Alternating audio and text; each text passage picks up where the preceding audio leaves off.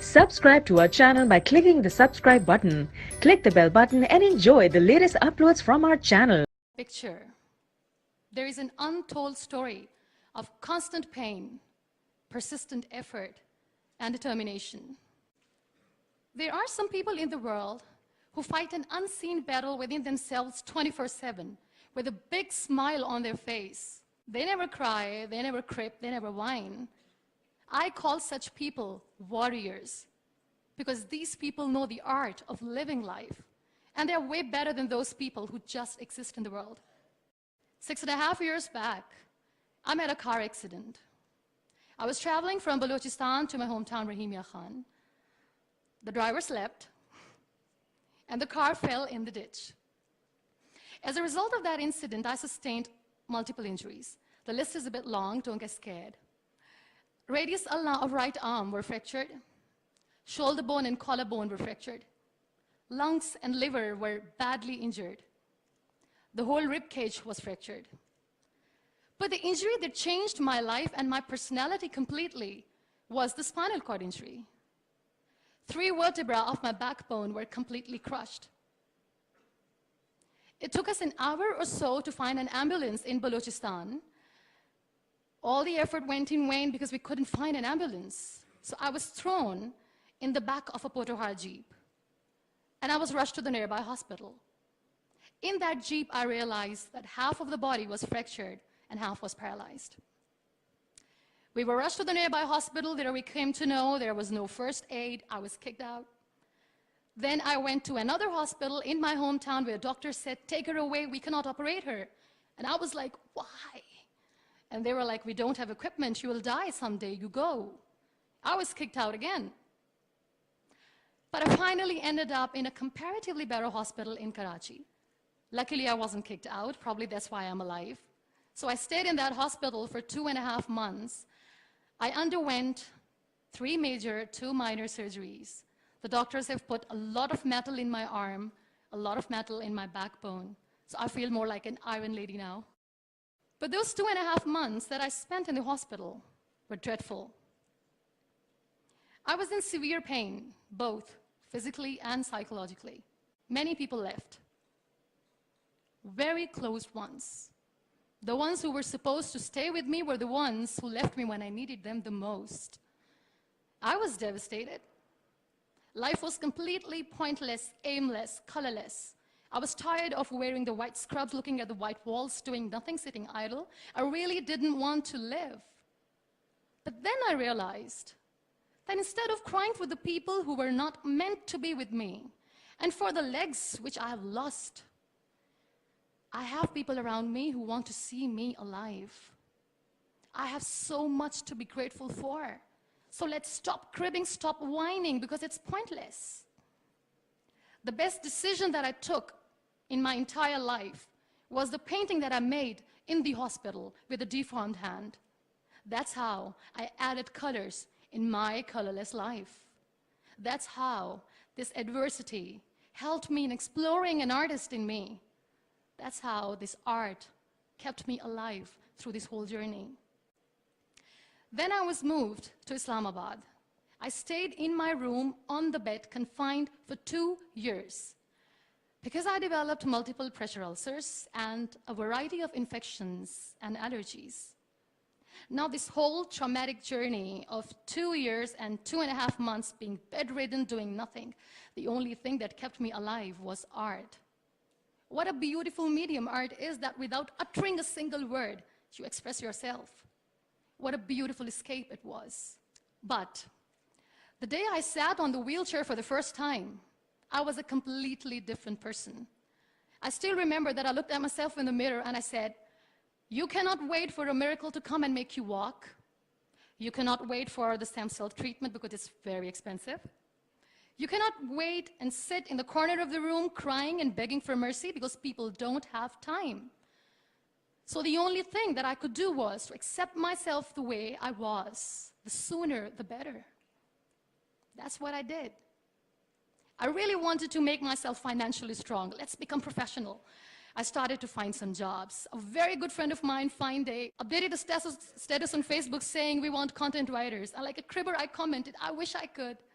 I was called for that interview, and I was hired as one of the content writers for Pakistan's first official websites, heartofasia.pk. Samantha Siri was the CEO. That's how I started my professional career. So I was becoming financially strong, stable, content writing was good. I was constantly exhibiting my work in different galleries. I was flourishing as an artist. Life was easy, but I wasn't happy. I was not contented because I was constantly aiming high. I was thinking big. I didn't know how I'm going to do, but I knew that I wanted to do something big for people, for the country. One day, I came across this polio campaign advertisement in which this little boy from a very underprivileged family is sitting on a wheelchair, and with his father sitting with him, crying and saying to the world in that campaign that give polio drops to your kids, otherwise they'll become like him. That advertisement shook me from inside. I feel devastated. The way that boy was objectified as an emblem of grief, misery, mercy, lifelessness, nothingness. Such a wrong picture which was being portrayed in media about the persons with disabilities. That's what we are called. That was the day when I decided that I have to change the perception of the people about being on wheelchair.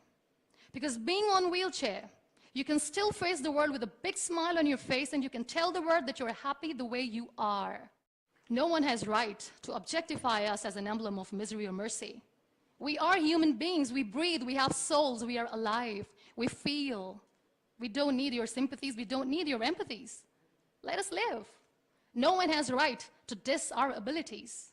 We are capable enough to breathe and to live each and every moment of our lives. I recently did a modeling campaign for Toni & Guy, and that makes me Pakistan's first wheelchair-bound model. I'm brand ambassador of the Body Shop Pakistan, and I'm one of the very lucky Pond's Miracle women. It's always good to know that there are very few wheelchair-bound artists in the world, and I'm proud to be one, being a Pakistani, trying to preserve the ethnic jewels of the country in the paintings adorned by very graceful, strong, and powerful Pakistani women, which I paint. Very soon, I'm going to be Pakistan's first wheelchair-bound TV host. And I'm blessed to have a beautiful 3-year-old son, which, he was here, but he was so cranky. Now, you all must be thinking that why I'm using the word wheelchair over and over again in my talk. This is the very perspective I'm talking about. This wheelchair is not my weakness. This wheelchair is not an adversity. This is my strength, because the kind of attention that I get when I go anywhere is priceless. Everyone loves to be in the limelight. I have started enjoying to be in the limelight too. This is the very perspective I'm talking about.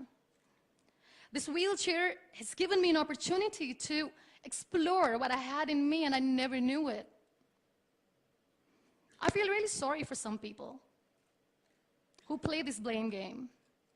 They say they feel caged. They cannot perform well, they cannot excel because system is not allowing them to do. The government, Pakistan, the whole world, society, economy is not letting them grow as a person. They're not excelling in their careers. They say they're caged. I feel sorry. I can undoubtedly say that I'm caged because when I get up in the morning, I'm unable to sit on my own. I'm unable to shift from the bed to the wheelchair, from the wheelchair to the car, from the car to the wheelchair. I need an assistant 24/7 to do little things in life. Let's make it more simple. When I feel thirsty at midnight, and when I forget, which I always do, when I forget to keep my water bottle on my nightstand, and when I don't see anyone around to help me, I stay thirsty for the whole night because I'm unable to get a glass of water for myself. I can undoubtedly say that I'm caged by my body, but my mind is free, and so is my soul, and so is my spirit. I can still dream big. I can still think big. I can still aim high. I can still aspire to inspire. Nothing should stop me. This wheelchair should not be the reason or an excuse of not doing anything in life. I still have big dreams. I still have big plans. And I still have to work on that. Be grateful for what you have. And trust me, you will always end up having more. And if you'll cry and if you'll crib for the little things in your life, you will never ever have enough. You want to excel, you want to grow, you want to be powerful and passionate and great professionals, learn the art of converting your adversities into opportunities. The moment you're going to learn it, sky's the limit. So be grateful, be happy, be alive, and don't let anyone diss your abilities. Thank you.